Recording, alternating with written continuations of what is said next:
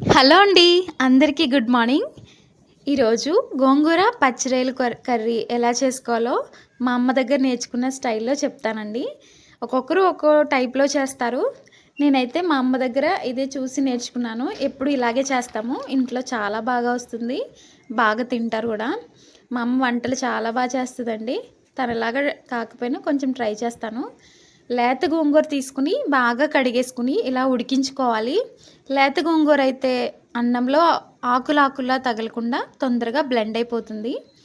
తర్వాత వేరే ప్యాన్ పెట్టుకుని కొంచెం ఆయిల్ యాడ్ చేసుకుని కోర్స్‌గా గ్రైండ్ చేసుకున్న ఉల్లిపాయ పేస్ట్‌ని బాగా వేయించుకోవాలి. పచ్చివాసన అస్సలు రాకూడదు.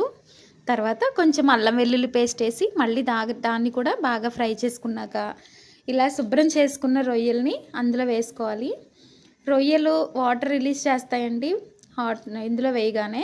అందుకని కొంతసేపు మూత పెట్టి పక్కన పెట్టేసుకోవాలి. ఉప్పు, పసుపు వేసుకుని వాటర్ అంతా ఇంకిపోయిన తర్వాత కొంచెం గరం మసాలా పౌడరు, ఉప్పు, కారం వేసుకుంటే సరిపోతుందండి. గరం మసాలా అంటే నేను దాల్చిన చెక్క, ఇలాచి, లవంగాలు ఈ మూడిటితోనే చేస్తాను. జీలకర్ర, ధనియాలు కూడా యాడ్ చేస్తాను అంతే. ఆ 3 యాడ్ చేసుకుని వాటర్ వేసుకుని ఒక 10 మినిట్స్ ఇలా కొత్త ఉడికే వరకు కుక్ చేసుకోవాలి. ఇలా ఉడుకుతున్నప్పుడు మనం ఆల్రెడీ మ్యాష్ చేసి పెట్టుకున్న గోంగూర పేస్ట్‌ని అందులో కలిపేసుకోవడమే. ఆ తర్వాత మొత్తం మిక్స్ అయ్యేలాగా బాగా కలుపుకోవాలి. ఇది కలుపుకున్నాక ఇంకొక 5 నిమిషాలు మూత పెట్టుకొని ఉడికించుకోవడమే. చాలా బాగుంటుందండి కర్రీ.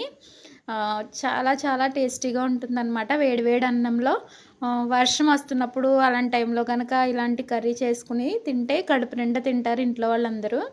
చాలా టేస్టీగా ఉంటుంది. పైన కొంచెం కొత్తిమీర యాడ్ చేశాను అంతే. Thank you so much for watching my